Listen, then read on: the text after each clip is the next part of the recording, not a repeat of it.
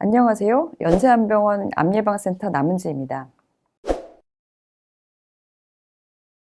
브라카나 MMR 진의 역할이 뭐냐면은 우리 몸에 이제 가지고 있는 유전자의 손상이 생겼을 때 그것을 복구하는 능력을 가지고 있는 유전자들입니다.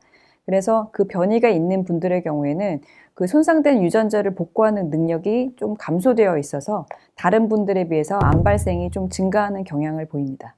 브라카1 보인자의 경우에는 만 35에서 40세 사이, 브라카2 보인자의 경우에는 만 40에서 45세 사이에 예방적 수술을 받는 것이 권고됩니다.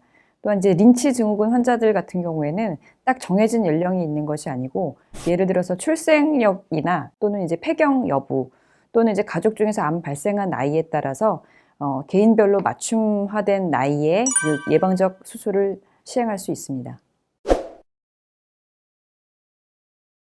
이게 그렇지가 않은 게요. 이게 워낙에 난소암의 호발 연령이 50대 후반에서 60대, 70대 초반까지거든요. 그래서 이제 폐경 여성에게서 난소암이 더 많이 발생을 하고, 유전성 암의 경우에 조금 더 호발 연령이 앞당겨질 수 있습니다. 그래서 폐경을 했다고 안심할 수 있는 것이 절대 아닙니다. 그게 이제 폐경 여부에 따라서 많이 달라지는데요. 이제 폐경 전 여성 같은 경우에는 우리 몸에서 가장 중요한 여성 호르몬을 분비하는 난소를 절제하는 것이기 때문에 폐경을 일찍 해서 겪는 어려움을 겪게 됩니다. 예를 들어서 골다공증이나 열성 홍조, 우울감 등으로 이제 약간 좀 고생을 하실 수가 있고요. 하지만 이미 폐경을 하신 여성의 경우에는 예방적 난소난관 절제술을 해도 그렇게 많이 이제 부작용을 걱정하실 필요는 없습니다. 그러니까 기존에 예방적 수술하고 이제 굉장히 자주 검사를 하는 군하고 비교를 한 임상시험이 있었습니다. 근데 임상시험 결과 이제 아주 자주 검진을 한 군에 비해서 예방적 난소난관 절제 수술 한 군에서 90% 이상의 난소암 발생 감소를 이제 보고한 바가 있어요.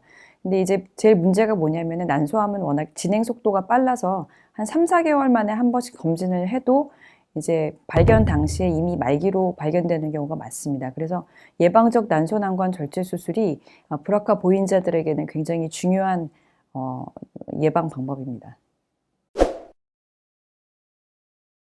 암 발생 이후에도 브라카 보인 여부에 따라서 치료 방법이 약제 선택이 조금 달라집니다. 그래서 브라카 보인자들 같은 경우는 파프 저해제와 같은 표적 치료제가 조금 더 잘 듣고요. 그다음에 아마도 이제 면역 치료제도 좀 더 잘 들을 것으로 예상이 됩니다. 유방암, 난소암의 가족력이 이제 강하거나 본인이 유방암 또는 난소암을 가지고 계신 분 같은 경우에는 유전자 검사를 통해서 본인이 가지고 있는 그 위험도가 얼마인지 알고 있는 게 중요하고요. 또 가족들한테도 그 위험도가 얼마인지 알려줄 수가 있기 때문에 유전자 검사를 받는 것을 두려워하지 말고 꼭 받으셨으면 좋겠습니다.